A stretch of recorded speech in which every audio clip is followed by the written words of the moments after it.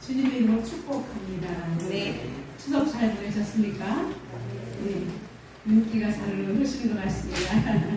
우리 성도 간에 인사하겠습니다. 하나님 짱, 예수님 짱 하고 인사하겠습니다. 하나님 짱, 예수님 짱. 네. 우리는 하나님 앞에서 어린아이입니다. 하나님 앞에서 즐겁게 뛰놀 때 하나님께서 우리를 축복해 주실 줄로 믿습니다. 아멘. 오늘은 듣는 마음이라는 제목으로 은혜를 나누겠습니다. 여러분 상담을 받아보신 적이 있으십니까? 사람들은 상담하면 내가 왜 상담을 받아 문제가 있는 사람이 받는 것이지? 라고 생각합니다. 그러나 여러분 상담을 많이 받을수록 상대방을 이해하고 상대방의 마음을 어떤 것이든 읽을 수 있는 능력이 길러진다는 사실입니다. 그래서 진정한 상담가는 상담을 많이 받아보고요. 남을 이해할 수 있는 역지사지의 마음을 가진 사람이 상담을 할 수 있습니다. 우리 인생의 최고의 상담가는 살아계신 하나님이십니다. 아멘. 우리를 지으셨기 때문에 우리의 마음을 너무나 잘 아시고 우리의 성정을 아시기에 우리의 마음이 하나님께로 향하도록 우리를 그렇게 말씀 앞으로 세우시는 분이 하나님이신 줄로 믿습니다. 아멘. 그런데 상담에서 상담가와 내담자가 이야기를 털어놓을 때 여러분 처음부터 소모스마한 관계에서는 이야기가 성이야기가 나오지 않죠. 겉인상할 수 있습니다.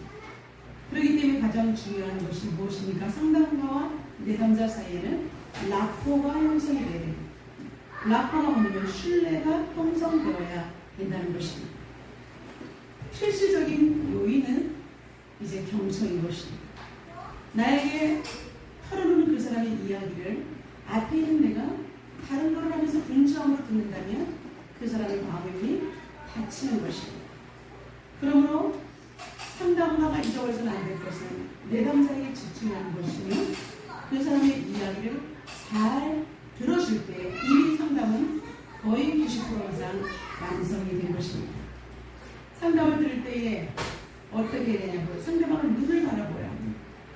그리고 그 이야기에 집중하는 것을 시그널을 보내야 합니다. 고개를 끄덕입니다. 아, 네, 그렇군요. 상대방이 말하는 거에 대해서 그렇군요. 네, 이렇게 해서 계속해서 상대방이 그 다음 이야기를 내가 지지를 받고 있구나, 격려를 받고 있구나, 내 마음이 시원해짐을 느낄 수 있도록 그렇게 우리는 상대방이 계속해서 다음 단계 열릴 수 있도록 이끌어가는 것입니다. 상담하면 그래요. 네, 이렇게 했지만 그 속에서 그 사람을 이끌어가는 힘이 있다는 것입니다. 이런 것들을 우리는 미러링 효과, 거울 효과를 상대방이 이야기를 하면서 내 얼굴을 보면서 내 마음이 이렇게 힘든 것을 저분이 알아주는구나 라고 내 모습을 통해서 내담자가 마음을 편하게 한다는 것입니다. 그래서 이것을 거울 효과 또는 반사 효과라고 하는 것입니다. 여러분 상대방이 자신의 이야기를 들어준다는 것이 계속해서 자연스럽게 연결될 때 효과적인 대화가 전개되며 한 사람의 인생이 행복으로 초대될 수 있는 것입니다. 오늘 우리는 오늘의 본문 열왕기상 3장 1절부터 10절을 통해서 이스라엘 왕 다윗의 아들 솔로몬이 왕으로 등극했을 때를 배경으로 하고 있습니다. 하나님께서 오늘 솔로몬의 이야기를 통해서 저와 여러분에게 어떠한 이야기를 하실지 우리는 듣는 마음으로 한번 하나님의 마음을 우리가 살펴보도록 하겠습니다. 솔로몬이 통치하던 당시의 국제 정세를 엿볼 수가 있습니다. 여러분 솔로몬의 왕 얼굴이 궁금하셨죠? 대개는 이렇게 성화 속에 솔로몬의 왕이 솔로몬 왕이 왕자에 앉아있는 이런 모습, 그의 의자를 보십시오. 얼마나 화려합니까? 사자들이 새겨진 그런 금 의자에 앉아 있습니다. 솔로몬이 얼마나 감성에서 갔는지요. 그 당시에 최고의 강대국 애국과 결혼을 합니다. 애국과 이런 팔레스타인은 하늘과 땅 차이입니다. 군사력이 매우 약했었어요. 그런데 그 강대국 애굽이 이스라엘 왕과 함께 결혼을 한다는 것은 여러분 국력이 굉장히 높아졌다는 것을 의미하고 있습니다. 그리고 그 사람들이 왜 팔레스타인과 결혼할까요? 팔레스타인과 자기의 딸을 결혼시킴으로 말미암아 얻어내는 이득이 있다는 것입니다. 여러분 어떠한 이득이 있을까요? 그들은 애굽은요 솔로몬과 동맹 관계를 맺음으로 말미암아 팔레스타인으로 통한 무역 통로를 얻게 되는 것입니다. 그리고 솔로몬은요 그 당시에 계속해서 이스라엘을 괴롭히는 블레셋을 애굽과 함께 연합함으로 고립시킬 수가 있는 거예요. 계속 쳐들어오는데 강대국과 화친을 맺었을 때에 이스라엘의 번영은 지켜줄 수가 있는 것입니다. 그러므로 그 당시에는 서로 정략 결혼을 통해서 자신들의 나라를 탄탄하게 했던 것을 볼 수가 있습니다. 그런데 여러분들은 성경을 통해서 하나님께서는 이방 여인들과 결혼하지 말랐는데 왜 솔로몬이 다윗의 아들 솔로몬이 이방 여인과 결혼을 이렇게 자연스럽게 할 수 있단 말인가? 잘못된 건 아닌가? 라고 우리는 의구심을 가질 수가 있습니다. 그런데 여러분 성경에 보면 창세기 41장에도 보면 요셉이 애굽의 총리 시절에도 애굽 사람들과 함께 자리에 앉지 않는 그렇게 부정적인 이스라엘 사람들은 자리에 앉지도 못할 만큼 약한 존재임에도 불구하고 어떻게 됐어요? 요셉은 누구와 결혼을 했습니까? 모디베라의 딸 아스낫을 아내로 맞이해서 결혼한 것을 볼 수가 있습니다. 하나님께서는 이방 여인과 결혼하는 것을 무조건 금한 것이 아니에요. 그렇다면 하나님께서 왜 이방 여인과 결혼을 금했을까요? 그것은 바로 출애굽기 34장 16절에 보면 가나안 여인들과의 혼인을 금한 것에서부터 우리가 모든 이방 여인들과 결혼하면 안 되는 거라고 착각하게 만들었던 것입니다. 그렇다면 하나님께서 왜 가나안 여인들과 결혼하지 말라고 했을까요? 그들은 그들의 딸들을 내 아들들의 아내로 삼음으로 말미암아 그들의 딸이 그들의 신을 음란하게 섬기며 내 아들에게 그들의 신을 음란하게 섬기게 할까 함이다라고 명시되어 있습니다. 이방 여인과 결혼한 것이 문제가 아니라 이방 여인이 섬기는 그 신들에게 음란한 신들, 하나님께서 가장 가증하게 여기는 신들을 내 아들이 그럼 어떻게 돼요? 이스라엘 후손 전체가 우상숭배에 찌들을까봐 출애굽기 34장 16절에 모세는 금했던 것입니다. 그렇지만 우리가 무조건 그렇다고 해서 이방 여인과 우리 음란하지 않으면 되지 이렇게 하면서 이방 여인과 그렇게 결혼을 하는 것은 아닙니다. 율법의 정신에 이해되지 않기 위해서는요 이방 여인과 결혼한다 할지라도 그 이방 여인이 우상을 버리고 그리고 여호와 하나님을 섬기는 일을 전제할 때에 결혼이 성사될 수가 있는 것입니다. 솔로몬은 애굽의 공주를 맞이했지만 다윗성에는 두었지만 다윗의 왕궁에는 거하게 하지 않은 조치를 취합니다. 솔로몬이 이렇게 완벽한 하나님 앞에서 하나님을 의식하는 사람이었어요. 역대하 8장 11절에 보면 솔로몬이 바로의 공주 그 딸을 왜 이렇게 했는지를 나와 있습니다. 하나님의 언약궤가 있는 곳은 다 거룩한 곳이므로 종교적인 마찰을 피하기 위해서 지혜로운 솔로몬은 그 여인을 하나님의 언약궤가 있는 그 성에 거하게 하지 않았다는 것입니다. 그 성의 인근에는 있지만 하나님의 언약궤가 있는 그 다윗궁 안으로 들어오지 못하게 했다는 것입니다. 솔로몬을 이뤘던 아버지의 유언대로 다윗이 얼마나 하나님을 경외해야 했는지 그리고 너는 백성을 얼마나 사랑해야 되는지 누누이 말했던 그 아버지의 가르침대로 하나님의 말씀을 중심으로 나라를 안팎으로 잘 정비하며 다스려 나갔습니다. 솔로몬 왕이 되자마자 제일 먼저 실행에 옮긴 일이 있습니다. 그것은 무엇일까요? 첫 번째, 기브온 산당에서 1,000번제를 드렸습니다. 우리 사절 다 같이 한번 읽어볼까요? 이에 왕이 제사하러 기브온으로 가니 거기는 산당이 큼이라 솔로몬이 제사에 1,000번제를 드렸더니 아멘. 여러분 솔로몬이 기브온 산당으로 갔던 이유는 무엇일까요? 여러분 기브온은 어디에 속해 있습니까? 이스라엘의 지도를 잠깐 보면 여러분 사해 바다가 있고요. 여러분 베들레헴이 보이고 예루살렘이 보이죠. 예루살렘 북쪽에 기브온이라는 장소가 있죠. 옛날에 화친할 때 기브온 사람들이 멀리서 온 것처럼 속였던 것을 우리는, 그래서 기브온에 대해서 우리는 익숙할 것입니다. 솔로몬이 기브온 산당을 간 이유는 뭘까요? 산당이라는 것은 이방인들이 섬기는 큰 제사를 지내는 장소였던 거예요. 히브리어로 산당에 해당되는 용어는요, 빠마예요. 빠마. 높은 곳이라는 뜻을 가지고 있습니다. 팔레스타인 사람들이 높은 곳에 산당을 세운 것은 하늘과 가깝기 때문이에요. 그래서 그들은 지역 신의 개념이 있었기 때문에 우리가 산당을 높은 곳에 짓고 그리고 하늘과 가까이 되면 자신들이 섬기는 신들과 밀접하게 접촉할 수 있다는 생각 때문에 이교도들의 풍속에서 나온 행동이 이스라엘 사람들에게도 전해진 것입니다.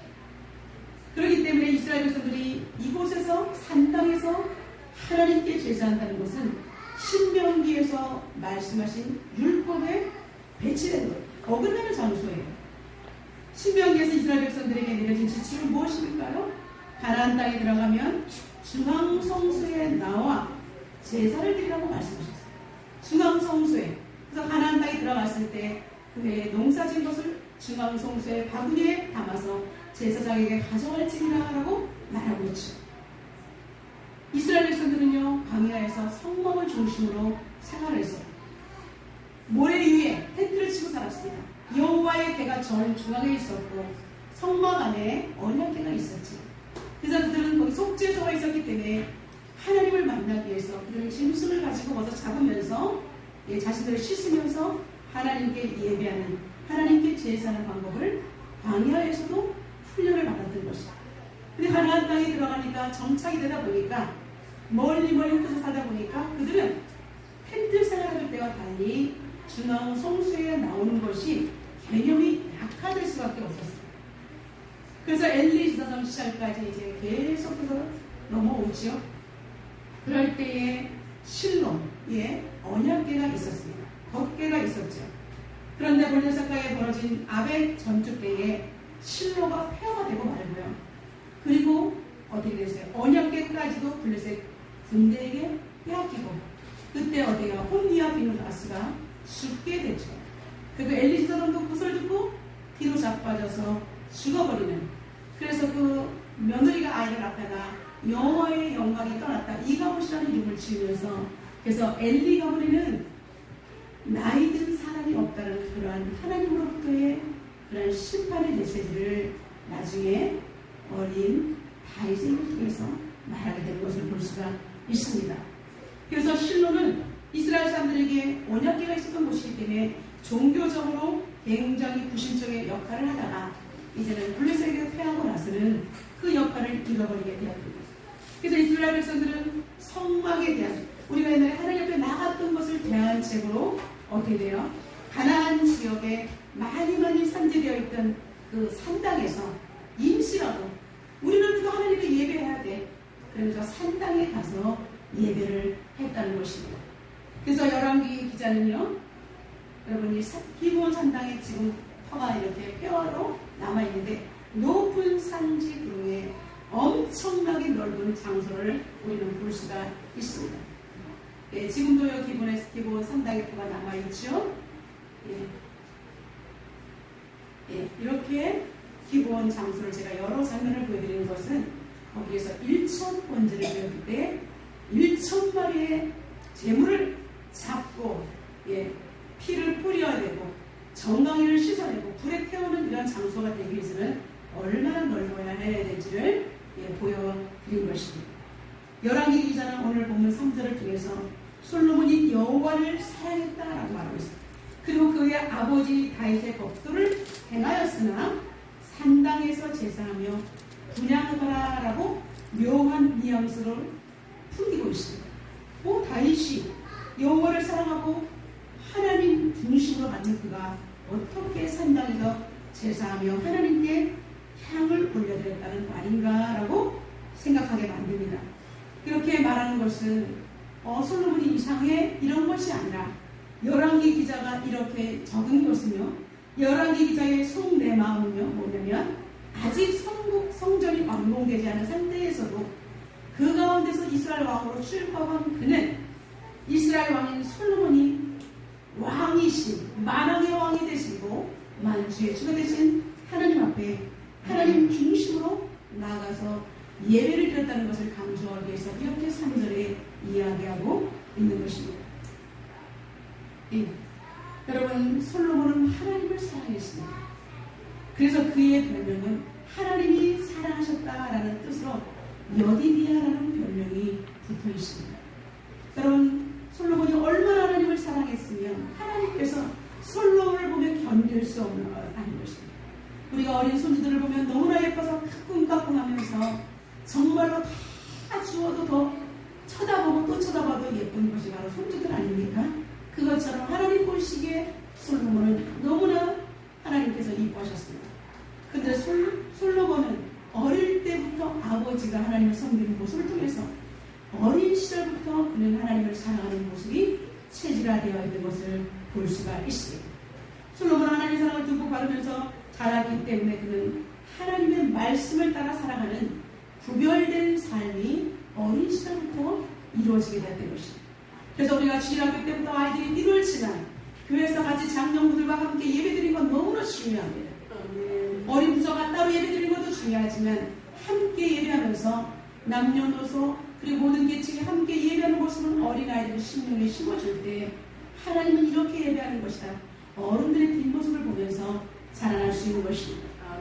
저 어린 시절에 부흥회 어린 꼬마가 부흥회를 참석하면서 부흥 강사님의 목사님의 그 말씀과 성도들의 그 부르짖는 그 기도 소리와 금식하며 하나님 앞에 예배하는 그 모습을 보았을 때 제가 자라서 힘들고 어려운 일이 생겼을 때 저는 금식을 하게 됐고요.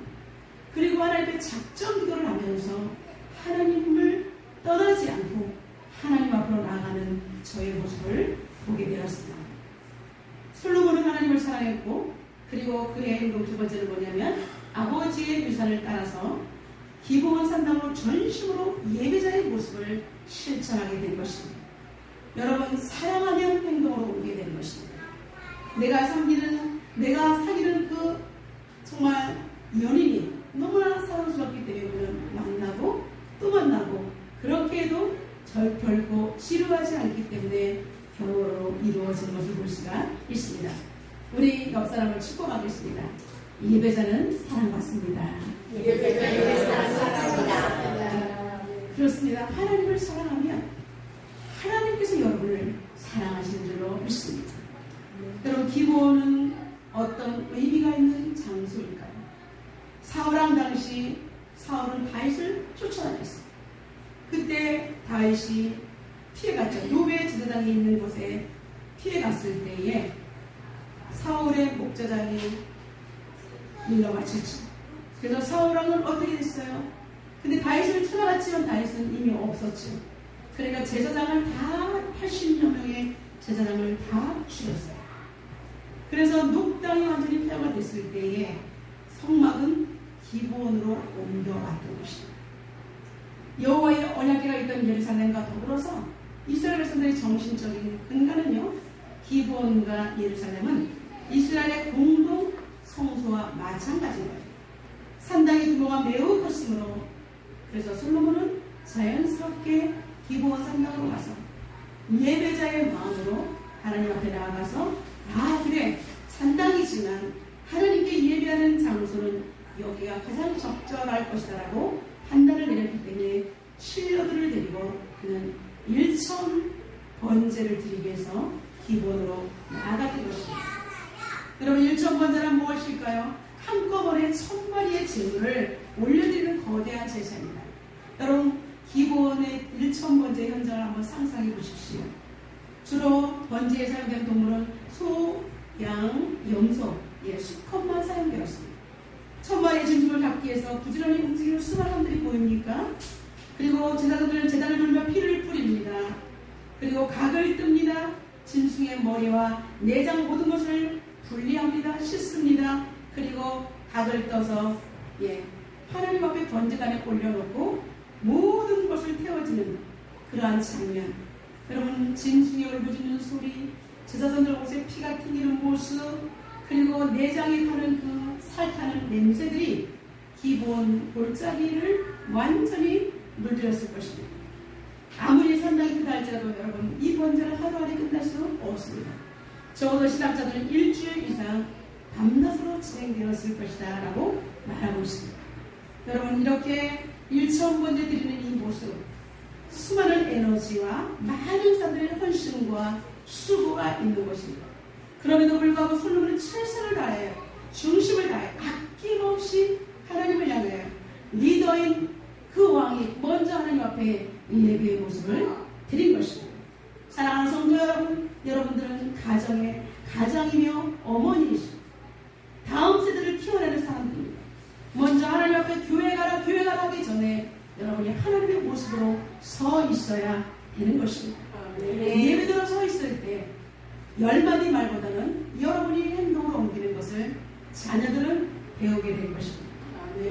정성껏 이렇게 솔로몬은 하나님 앞에 번제단에서 연기가 올라가는 이 번제단 속에서 하나님을 찬양하며 하나님 우리의 이스라엘을 지켜주시고 우리의 마음은 하나님께 속하였사오니 하나님 받아주시옵소서라고 이렇게 기도했던 것입니다.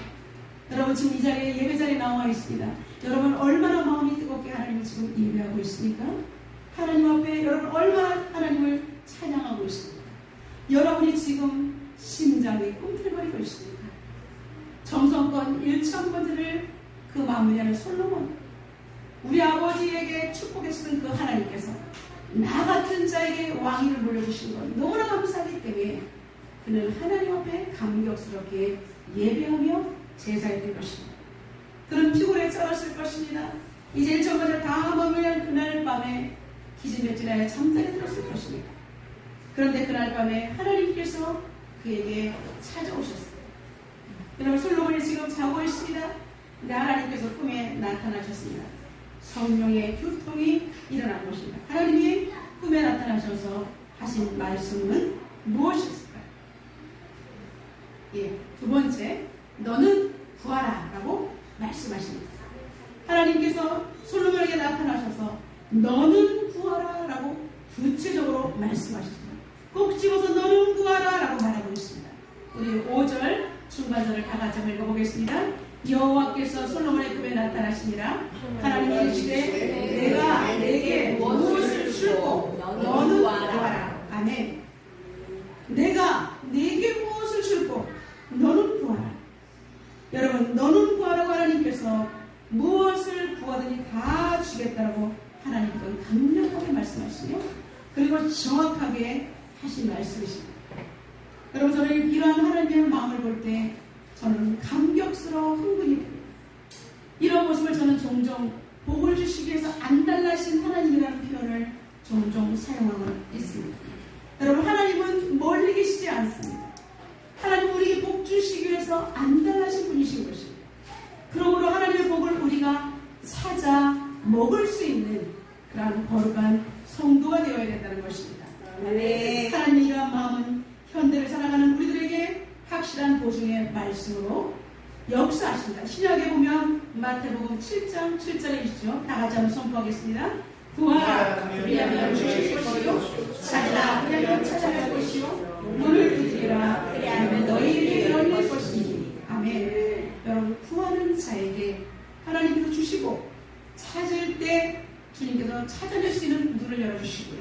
문을 두드릴 때 열리는 역사가 있을 것이라고 분명히 말씀하십니다. 우리 주님께서 말씀하셨죠. 그 다음에 요한복음 15장 7절에도 다 같이 동일하게 말씀하시다. 시작. 너희가 내 안에 거하고 내 말이 너희 안에 거하면 무엇인지 원하는 대로 구하라. 그리하면 이루리라. 아멘. 여러분 무조건 구한다고 되는 것이 아닙니다. 하나님이 내 안에 들어오셔야 되고 나는 하나님 안에 거해야 됩니다. 하나님 따로 나 따로 따로 꺾으면 축복받지 못합니다. 하나님은 공동체로 있기를 원하십니다. 하나님은 연합하기를 원하십니다. 몸은 교회에 와 있는데 생각은 딴 데가 있는 것은 연합이 아닙니다. 삼위일체 하나님께서 성부, 성자, 성령 하나님께서 함께 거하시며 우리를 축복하시는 것처럼 우리는 하나님 안에 거하고 하나님 말씀이 내 안에 거할 때 그럴 때 무엇이든지 원하면 반드시 이루어진다는 약속의 말씀인 것입니다. 말씀하시죠. 우리들에게 지금까지는 너희가 내 이름으로 아무것도 구하지 아니하였으나 구하라 그리하면 받으리니 너희 기쁨이 충만하리라 라고 요한복음 16장 24절에 말씀하고 있습니다. 여러분 우리가 제대로 구하지 못한다는 거예요. 왜 못 구할까요? 우리는 세상에서 얼마나 열심히 일하면서 복받기 위해 살아갑니까? 돈 버는 데는 모든 사람들의 눈이 다 열려있지 않습니까? 그런데 왜 주님께서는 너희가 내 이름으로 아무것도 구하지 않는다고 말씀하실까요? 그것은 영원히 얻어져서 하나님이 원하시는 것을 우리는 발견하지 못했기 때문인 것입니다. 그러나 우리는 하나님 세상 방법으로 살지 않고 오직 하나님 방법으로 살면 우리는 하나님의 축복을 어떻게 구해야 되는지 눈이 열리게 되는 것입니다. 아멘. 그것은 바로 예수 그리스도의 이름으로 구하는 것입니다. 아멘. 하나님 말씀이 내 안에 있고 주님의 이름으로 구할 때 여러분 반드시 우리는 얻게 되고요. 받을 때 우리의 기쁨이 충만한 것입니다. 아멘. 여러분 지금 기도 가운데 있는데 지금 문제가 해결되지 않고 응답받지 못한 것 때문에 살짝 틀어져 계신 분은 안 계십니까? 왜 하나님은 나의 기도를 안 들으셔? 왜 하나님은 나 주신다더니 왜 다른 분은 되는데 왜 나를 안 돼? 이렇게 생각하는 분들이 있을 거예요. 그것은 여러분 아직까지도 우리가 여러분이 진심으로 전심으로 하나님과 교통이 되었는지를 먼저 체크해야 하는 것입니다. 아멘. 그랬다고 생각하는 것은 내 마음이지 하나님께서 인정해 주셔야 된다는 것입니다. 아멘. 그럴 때 하나님께서 구할 때 주실 때 우리는 기쁨이 충만하게 되는 것입니다. 아멘. 여러분 하나님이 구하라고 말씀하실 때 솔로몬의 행동에서 너무나 중요한 레슨을 발견할 수가 있습니다. 솔로몬은 자신의 것을 구하지 않고 먼저 구하라 라고 말씀하신 하나님 앞에 그는 감사의 고백을 올려드린 것을 볼 수가 있습니다. 여러 가지 4개에 걸쳐야 돼서 감사를 하고 있는데요. 그는 먼저 다윗의 시대부터 소급돼서 우리 아버지를 축복하신 하나님 다윗의 행적을 하나님 앞에서 기억합니다. 떠내면서 상기하면서 하나님 다윗의 훌륭함을 그는 이야기하는 것이 아니라 하나님께서 우리 아버지 다윗 왕가에 허락하신 그 축복을 대대를 거쳐서 우리 가문에 허락하신 것을 감사하다는 것인 것입니다. 그래서 자신이 왕이 된 것은 자기가 잘난 것이 아니라 하나님의 은혜였음을 고백하는 것입니다. 아멘. 그러면서 하나님께서 이렇게 자신의 가문의 왕을 이어갈 수 있는 것은 어떻게 돼요? 하나님 말씀대로 아버지가 걸어갔기 때문에 자신에게도 이런 은총이 부어졌다는 것을 말하고 있습니다. 그래서 다윗이 어떻게 걸어갔어요? 주와 주님의 앞에서 성실한 것과 공의와 정직한 마음으로 행하였다라고 고백하고 있습니다. 사랑하는 성도 여러분, 우리가 손에 더러움이 가득한 채로 회개하지 않고 구할 때 우리 주님께서 지난주에 그랬잖아요. 너희가 많이 구할지라도 내가 눈을 가려버린다고 말씀하셨어요. 그러나 온전히 회개하고 주님께 나올 때는 주름같이 붉을지라도 양털같이 희게 해주신다는 것이 하나님의 마음이신 것입니다. 아멘. 그리고 하나님을 섬길 때 성실한 하나님이 공의로우시니까 공의로 행하고 정직한 마음으로 사람들에게 행하고 하나님께 행할 때 하나님께서는 타임없는 하나님 중심으로 살아간 자에게 축복해 주신다는 것입니다. 아멘. 솔로몬도 자신도 그렇게 걸어가겠다라고 하나님 앞에서 고백하는 것입니다. 두 번째, 자신이 이스라엘 왕으로 등극한 것은 전적인 하나님의 약속하심이 이루어졌다라고 하나님 앞에 확증적으로 고백하고 있는 것을 볼 수가 있습니다. 사무엘하 7장 4절부터 16절에 보면 하나님께서 다윗을 통하여 다윗에게 그의 후손으로 영영토록 왕으로 타리라라고 약속하신 것을 솔로몬은 기억했던 것입니다. 세 번째, 하나님 앞에서 그는 겸손함으로 자신을 낮출 줄 아는 왕이었습니다. 저는 아이가 출입할 줄 모릅니다.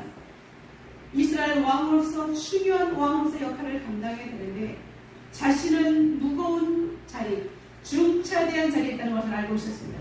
그 자신은 나의 뜻대로 하는 것이 아니라 하나님의 뜻대로 이스라엘을 다스리는 것이 너무나 중요한데 나는 종이기 때문에 하나님의 그 맡은 소임을 따라 왕 되신 하나님을 따라서 잘 감당하겠습니다 라고 겸손하게 무릎 꿇는 그의 의지를 잘 반영하고 있는 것입니다. 네 번째, 그는 백성을 잘 통치할 수 있는 안양을 달라고 간청하고 있습니다. 우리 구절 다 같이 한번 선포해 볼까요? 누가 주의 임하는 백성을 재판할 수 있사오리까? 듣는 마음을 주기를 주사 주의 백성의 선악을 분별하게 하옵소서. 아멘. 주님의 백성, 나의 백성이 아니고 하나님의 백성, 이스라엘 백성을 나는 어떻게 감히 내가 인간의 소견으로 재판할 수 없습니다. 오직 하나님 당신의 백성을 재판할 수 있는 능력은 하나님께서 지혜를 부어주셔야지 내가 그 말씀 따라 할 수 있지 나는 못합니다 라고 말하고 있는 것입니다. 여러분, 듣는 마음이란 히브리어로 듣는 심장이란 뜻이죠. 여러분, 살아있는 것입니다. 히브리 사람들은 심장을 지성의 본고지로 여겼어요. 여기 안에 듣는 마음, 정직한 마음, 사람을 잘 다스리는 공의의 마음이 있다라고 생각했어요.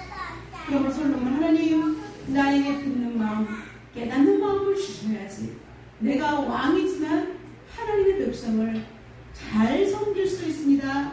이렇게 말하고 있는 것입니다. 솔로몬이 이렇게 간구하는 것은 선악을 판단할 수 있는 지혜는 오직 하나님께 한 번 하기는 엇밖에는 없습니다 라고 하나님을 시인하는 다른 신앙의 고백이 아닐 수 없는 것입니다. 네. 여러분, 시편 119편 10절 18절 보면 시인이 이렇게 고백한 걸 볼 수가 있습니다. 내 눈을 열어서 주의 율법에서 놀라운 것을 보게 하소서. 여러분, 하나님께서 눈을 열어주셔야 하나님의 말씀에서 나오는 놀라운 일들을 우리는 알 수 있다. 아멘. 우리의 육안은 인간의 판단은 안 되는 것입니다. 그러므로 우리가 하나님께 구하는 것도 영원히 열려야 하나님이 복 주시는 것을 우리는 바라보고 주의 이름으로 다르게 구할 수가 있다는 것입니다. 아멘. 이처럼 솔로몬은 왕으로서 국정을 운영하는 데 있어서 필요한 지혜를 잘 반영하는 총명함 가지고 그의 기도에 녹아 있는 것을 볼 수가 있습니다. 그 다음에 하나님께서는 솔로몬의 기도에 어떠한 반응을 보이셨을까요? 하나님께서는 전무후무한 축복을 주시게 되었습니다. 우리 옆 사람을 축복하겠습니다. 저도 이렇게 기도할래요. 하나님께서는 솔로몬에게 그 솔로몬이 이렇게 기도하는 고백하는 모습을 보고 하나님께서 너무나 흡족하셨기 때문에 너 앞에도 내 뒤에도 이런 일들은 없을 것이다 라고 우리 하나님께서 축복하시는데요. 12절 다 같이 한번 선포해 보겠습니다. 내가 내 말대로 하여 내게 지혜롭고 총명한 마음을 주노니 내 앞에도 너와 같은 자가 없었거니와 내 뒤에도 너와 같은 사람이 없으리라. 할렐루야. 아멘. 네. 여러분, 이러한 축복을 받는다면 얼마나 행복하겠습니까? 솔로몬이 이렇게 놀라운 축복을 받게 된 비결은 11절에 잘 함축되어 있습니다. 그가 어디 되세요? 장수도 구하지 않았어요. 자신을 위한 기도가 아니었고 백성을 위한 기도가 이루어졌을 때 장수도 구하지 않고 부도 구하지 않고 원수의 생명 멸하는 것도 구하지 않고 오직 송사를 두고 분별하는 지혜를 구했다는 것이 하나님의 마음을 움직인 요인인 것입니다. 하나님은 그래서 솔로몬에게 모든 축복을 쏟아부으셨습니다. 솔로몬의 시대는 전쟁 없는 태평성들을 누렸습니다. 그의 뛰어난 지혜를 배우기 위해서 다른 나라의 왕들까지 찾아오는 존귀한 자가 되어 있었습니다. 잠언 전도사가 수많은 시와 노래를 남기는 믿음의 인재로서 그런 독보적인 축복을 받는 사람이 되어 있었습니다. 그런데 이제 이것이 바로 일어나 보니까 꿈이었던 것입니다. 근데 솔로몬은 이제 기본에서 예루살렘으로 바로 돌아왔어요. 와, 기쁘다 이렇게 하지 않았어요. 그는 하나님의 말씀인 언약궤 앞에 섰어요. 그리고 감사의 고백과 제물로 하나님을 경배하고 그리고 모든 그 신하들과 함께 기쁨으로 음식을 나누어 먹는 그 잔치를 배설하는 장면이 15절에 잘 나와 있습니다. 사랑하는 성도 여러분, 하나님과 동행하는 사람은 처음과 끝이 동일합니다. 네. 하나님께서 축복해 주셨으면 열심히 하다가 내가 힘든 일이 있다고 해서 하나님을 멀어지는 것이 아니라 그러하지 아니하실지라도 항상 한결같은 마음으로 하나님 앞에 예배자로 섰다는 것을 볼 수가 있습니다. 네. 어떤 스승이 제자들을 훈련하기 위해서 예쁜 꽃바구니 하나를 가지고 왔습니다. 너무나 예쁜 것이 들어있는 것을 보면서 얘들아 이것이 무슨 바구니냐 그러니까 이렇게 말합니다. 네 선생님 너무나 예쁜 꽃바구니입니다 라고 대답을 했어요. 그저 이번에는 생선이 가득 담긴 바구니를 내어보였습니다. 이것은 무슨 바구니냐? 여러분 무엇일까요? 생선 바구니죠. 같은 바구니 안에 꽃을 떼버리고 생선을 집어넣으면 어떻게 되는 거예요? 비린내가 가득한 생선 바구니가 되는 것입니다. 사람도 마찬가지입니다. 하나님을 섬긴다 하면서도 죄악이 가득한 썩어 문드러질 쓰레기 같은 인성을 가지고 쓰레기 같은 마음을 가지고 하나님을 섬긴다 하면 하나님을 만홀히 여기는 행위입니다. 여러분 하나님을 섬긴다고 하면 진정한 그리스도인이 되기 위해서는 여러분 먼저 우리 마음속에 있는 더럽고 추악한 악을 뽑아버려야 되는 것입니다. 아멘. 그래서 하나님 앞에 같은 바구니 우리 마음을 내어볼 때 그리스도의 향기요 편지가 되는 누가 보아도 향기나는 하나님의 사람이 되어야 되는 것입니다. 아멘. 그리고 스승이 말하는 것입니다. 무엇을 담느냐가 그 사람이 되는 것이다 라고 말하고 있습니다. 저와 여러분에게는 어떤 마음이 담겨 있습니까? 오늘 우리는 하나님의 말씀을 받고 세상에 파송되는 사명자들로 이 자리에 와 있습니다. 솔로몬의 행정을 통해서 우리는 예배의 성공자 그리고 이타적인 기도의 사람 온전히 하나님께 영광을 돌리는 그러한 사람이라는 것을 우리는 오늘 배우게 되었습니다. 여러분 말씀을 들리고 솔로몬만 그랬지라고 하지 마시고 이제는 내가 솔로몬처럼 하나님 앞에서 걸어야 되겠다라고 결단하는 저와 여러분이 되시기를 주님의 이름으로 축원합니다. 아멘. 저와 여러분은 이제는 듣는 심장, 듣는 마음을 오늘 말씀을 통하여 하나님 앞에서 우리 마음 심장 안에 장착하였습니다. 이제 우리는 하나님 말씀이 가슴에 새겨진 사람이 달라진 사람입니다. 우리는 그리스도의 사람입니다. 성령의 사람입니다. 그러므로 우리는 벅찬 감격을 잊어서는 안 되는 것입니다. 아멘. 솔로몬이 모든 신들과 축제를 벌였던 것처럼 우리 예일공동체는 우리 성도들과 함께 축제를 벌이고 그리고 아직까지 주님을 알지 못하는 영혼들에게 나가서 그리스도의 바른 복음을 증거하는 그런 그리스도의 심장을 나누는 사람이 되시기를 주님의 이름으로 축원합니다. 네. 여러분 속한 여러분의 가정과 직장 공동체에 여러분 정말 성령께서 깨닫게 하시는 듣는 마음으로 섬기시기를 주님의 이름으로 축원합니다. 사람들이 말하는 것을 그들의 내면의 소리를 듣고 무엇이 그들이 호소하는 것인지를 여러분 잘 그들의 니드를 잘 체크해서 그것을 잘 반영하여 낮은 자가 행복한 공동체가 되시기를 주님의 이름으로 축원합니다.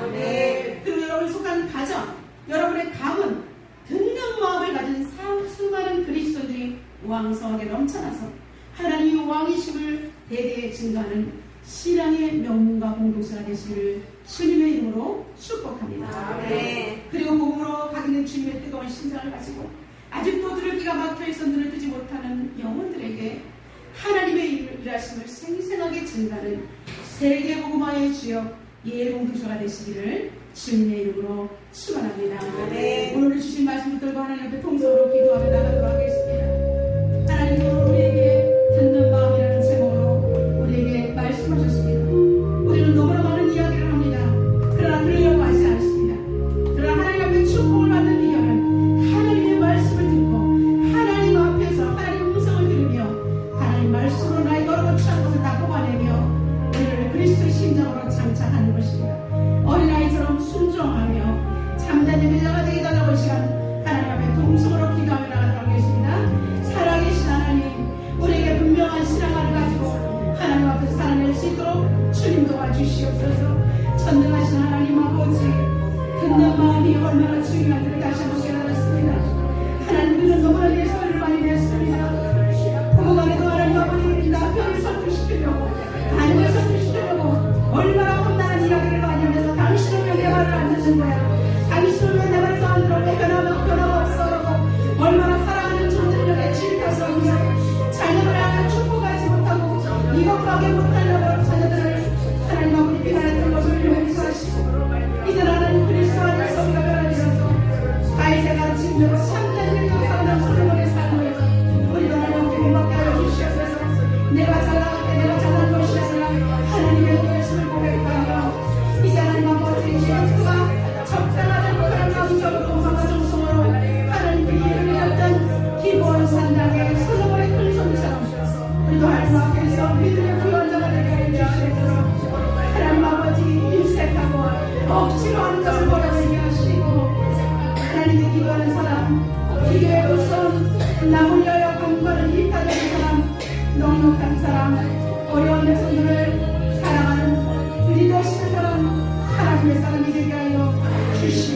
오 하나님 진정으로 열려지기를 원합니다. 하나님 역사하시고 인도하여 주시옵소서. 사랑의 하나님, 하나님 아버지 귀한 말씀을 가슴에 새기며 그리스도의 심정을 가지고 다시 세상에 파송되기를 원합니다. 하나님 아버지, 우리의 죄가 붉을지라도 하나님께 회개하며 양털같이 희게 해주시는 그 하나님 말씀 이제 듣는 마음으로 하나님께 쓰면 하나님께서 우리를 축복하시고 복을 주실 줄로 믿습니다. 아멘. 우리 인생 가운데 응답되지 못한 것들을 그것 때문에 하나님을 원망하지 않게 하시고 감사하며 하나님의 은혜를 더욱더 새록새록 새겨보며 아버지 앞에 참된 예배자로 사는 이 영안이 열리게 하여 주시옵소서. 그래서 하나님 아버지, 하나님의 지혜가 넘치는 대한민국이 되어 세계 열방이 하나님의 지혜를 본받으러 오는 부귀가 사랑하는 복음의 나라 대한민국, 그리고 다음 세대가 참된 예배자로 다시 한번 부흥을 볼 수 있는 예일 공동체와 한국교회가 되게 하여 주옵소서. 존귀하신 예수 그리스도의 이름으로 기도드려옵나이다. 아멘.